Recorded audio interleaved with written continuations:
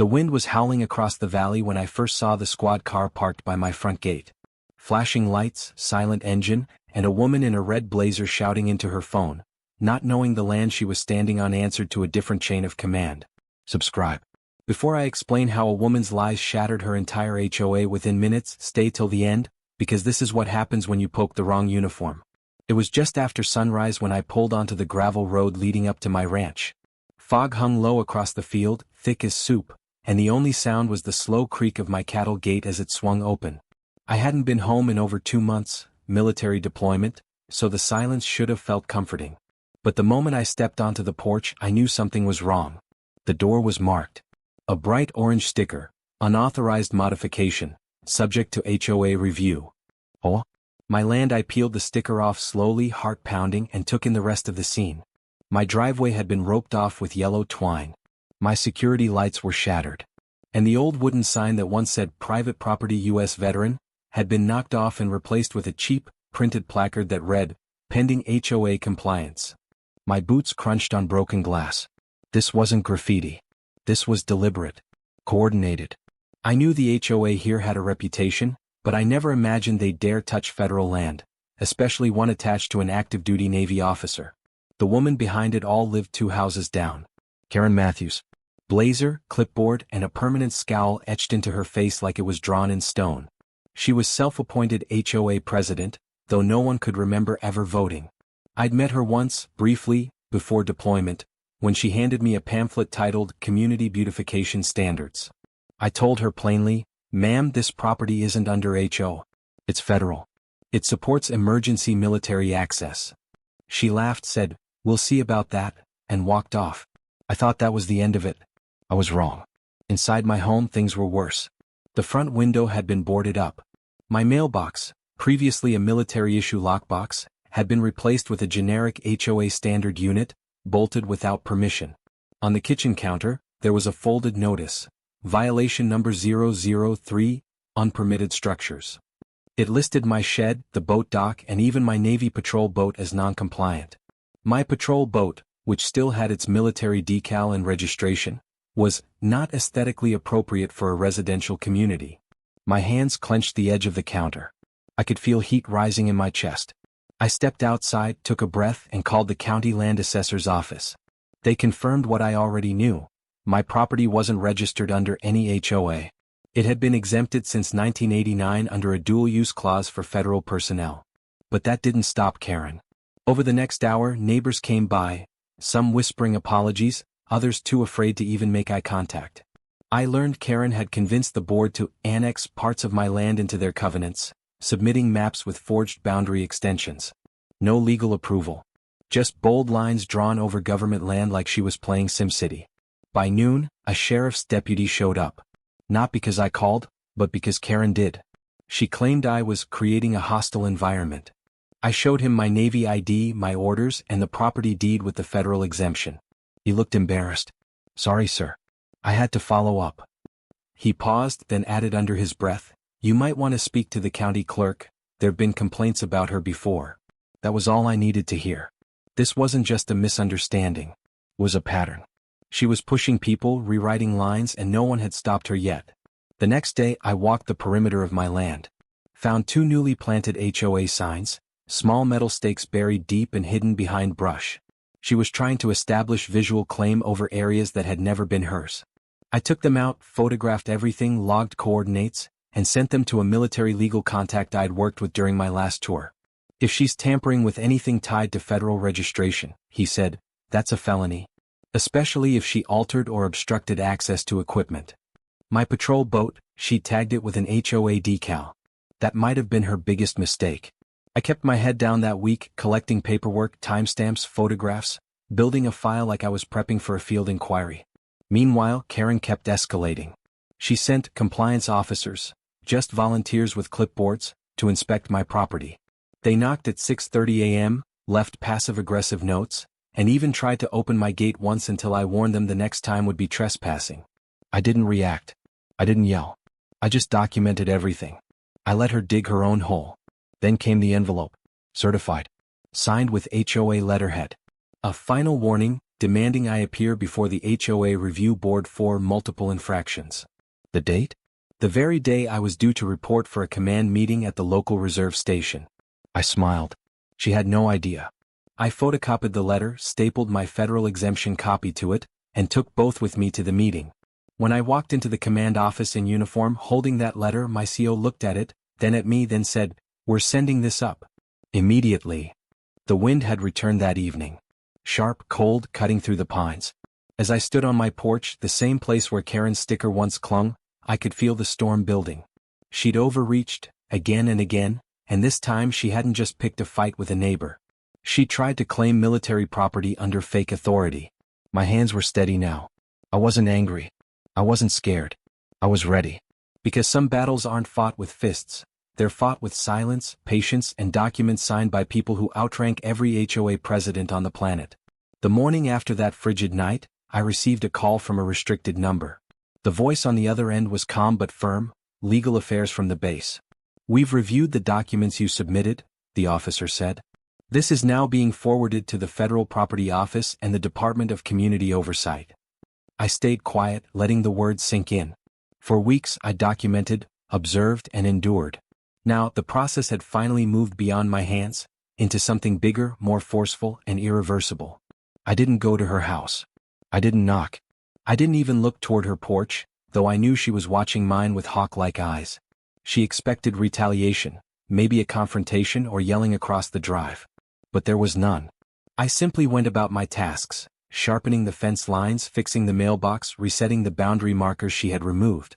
I didn't speak. Silence, sometimes, is louder than shouting, and she heard it clearly. That week she stepped up the pressure. Her compliance agents, 2 retired men with too much free time and reflective vests, started coming twice a day. They took photos of my shed, measured the height of my flagpole, and once even peeked inside my back window claiming line-of-sight violations. I kept logs of everything. I had time-stamped photos, footage from trail cams I'd set up discreetly in the trees, and backup copies uploaded to cloud storage under a military encryption layer.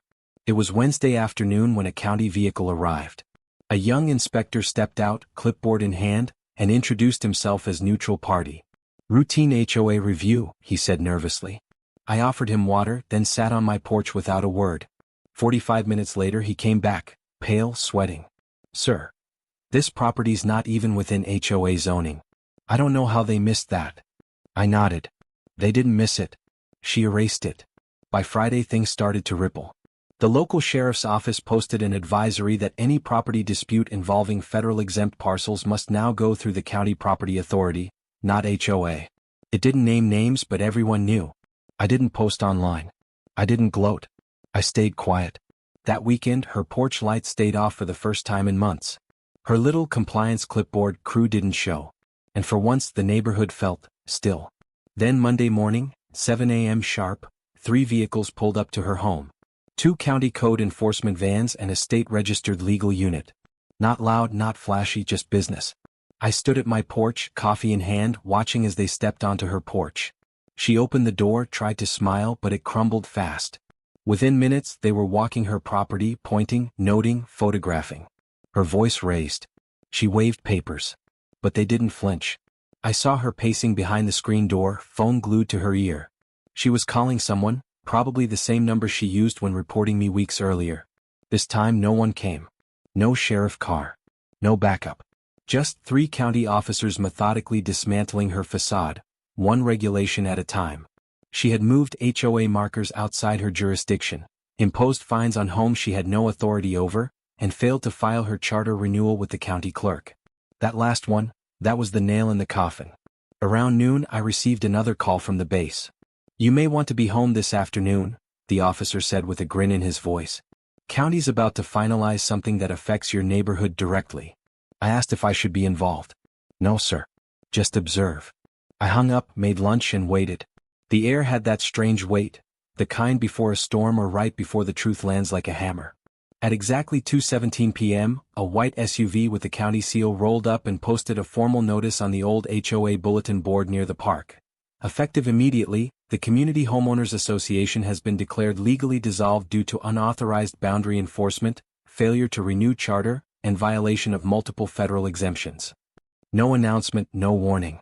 Just a laminated sheet. I took a picture not for evidence but for peace. That evening I took a walk down the road. Neighbors stepped out quietly, some smiled, a few nodded.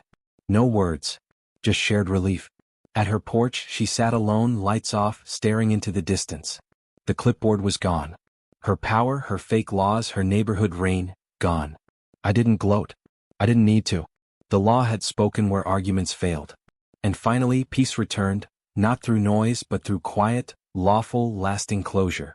The days that followed felt like standing in the eye of a storm. Calm, yes, but unnervingly so. No flyers on doors, no new violations posted, no early morning HOA meetings. It was as if the entire association had folded in on itself overnight. Neighbors walked by, eyes lowered, conversations brief. Some knew what had happened. Others only sensed that something had shifted. But everyone felt it. I did too, but I wasn't done yet. I spent that weekend compiling everything. Emails, video captures from my trail cameras, the digital records of HOA communications, and the property zoning maps I had pulled from the county clerk's website. Not for revenge. For clarity. I wasn't going to be the guy with a grudge, I was going to be the guy with the facts. And facts, especially when presented through the right channels, tend to travel further than shouting ever can. I made an appointment at the command office, not the civilian admin office but the federal one on base. It wasn't a meeting to report anyone. I simply presented documentation tied to residential overreach onto a classified adjacent perimeter. That part of my land had an old fiber optic channel connected to base signal relays. HOA wasn't just out of bounds, they were skirting national security jurisdiction without clearance. The officer who took my packet didn't say much, but he raised an eyebrow that told me I wasn't overreacting. Meanwhile, she continued her illusion. She walked the streets like nothing had changed, clipboard in hand, greeting residents with sugary smiles. But the illusion cracked easily. The community board was empty now. Her weekly newsletters stopped. People weren't showing up to her coffee chats. The mom who always handed out flyers on her behalf? Gone silent. And those compliance patrols? Now just lonely walks around the cul-de-sac with no one following her orders. By midweek I noticed something strange. A moving truck parked outside her house, not unloading but loading. Carefully. Quietly. No fuss. It was early morning, just after dawn, and the driver seemed like he'd been paid in advance to keep quiet. I didn't ask questions. But I knew. Something was unraveling behind those walls. And she wasn't telling anyone. Later that evening I received a letter in the mail. Not from her. From the Interim County Oversight Board.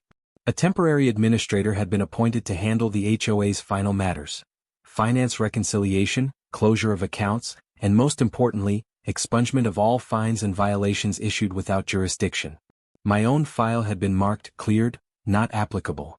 I folded the letter, slid it into my drawer, and let out the longest breath I'd held in months.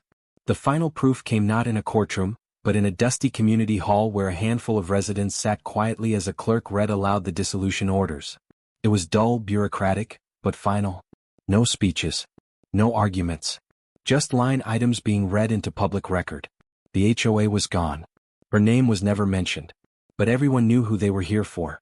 She didn't attend. I walked back that night under soft yellow streetlights, the gravel crunching beneath my boots. The neighborhood looked the same, but it didn't feel the same. It felt lighter. As if some unseen weight had finally lifted. I passed her house. The porch light was off. No movement. No curtain twitching. Even her flower pots were gone from the steps. Inside, I sat down at my kitchen table, laid out the folder of documents one last time, then slowly closed it. I didn't need to look at them again. The fight was over, not one with fists or shouting or posts online, but with patience, evidence, and the quiet backing of the right people at the right time. And sometimes, that's the only kind of power that leaves a lasting mark. I sipped my tea and looked out at the field. Fog was settling low across the grass. The kind that blurs the line between things, truth and rumor, justice and ego, presence and disappearance. But through that fog, one truth remained clear. When you try to take control of something that was never yours to begin with, eventually, you lose everything trying to hold on to it. The official notice arrived in a plain envelope with a county seal and no return address. I didn't rush to open it, I already knew what it contained. Still, I sat at the edge of my desk, blade slicing the flap clean, heart steady as the paper slipped out. Black ink on white stock. No emotion, no theatrics, just a final statement. The HOA was dissolved by court order. The land, the rules, the fines, no longer valid. Karen's influence died without a sound. No press release. No community vote. It ended the way it had always operated, unilaterally. But this time, the weight of law didn't land on my shoulders. It landed on hers. And she didn't have the backing she thought she did. The federal brief filed alongside the petition had sealed the decision. No one in their right mind wanted to touch property tied up in jurisdictional conflicts. Especially not the kind with security clearances. I didn't see her the day the trucks came. No goodbyes. No glares. Just a pale yellow moving van that backed quietly into her driveway. The porch light stayed off. The HOA compliance sign was gone. Even the ridiculous mailbox decor, gone. One neighbor said she left before sunrise, a single suitcase in her hand. I didn't ask where to. I didn't care. What I did notice were the changes. The neighborhood started breathing again.